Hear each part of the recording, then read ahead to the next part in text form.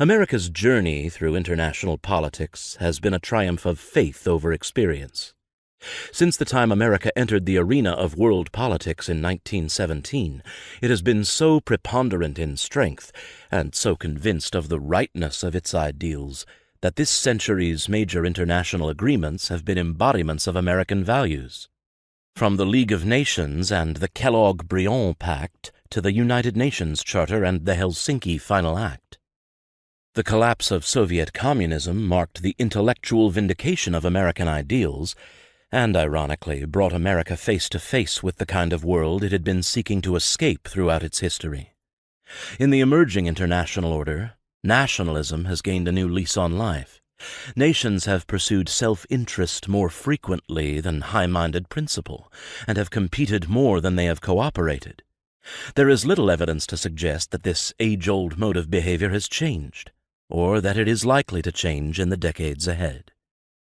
What is new about the emerging world order is that, for the first time, the United States can neither withdraw from the world nor dominate it.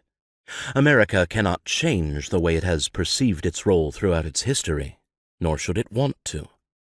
When America entered the international arena, it was young and robust and had the power to make the world conform to its vision of international relations. By the end of the Second World War in 1945, the United States was so powerful. At one point, about 35% of the world's entire economic production was American, that it seemed as if it was destined to shape the world according to its preferences. John F. Kennedy declared confidently in 1961 that America was strong enough to pay any price, bear any burden, to ensure the success of liberty. 3 decades later, the United States is in less of a position to insist on the immediate realization of all its desires. Other countries have grown into great power status. The United States now faces the challenge of reaching its goals in stages, each of which is an amalgam of American values and geopolitical necessities.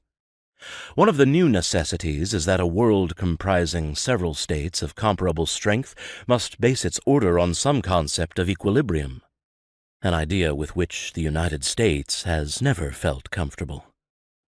When American thinking on foreign policy and European diplomatic traditions encountered each other at the Paris Peace Conference of 1919, the differences in historical experience became dramatically evident. The European leaders sought to refurbish the existing system according to familiar methods.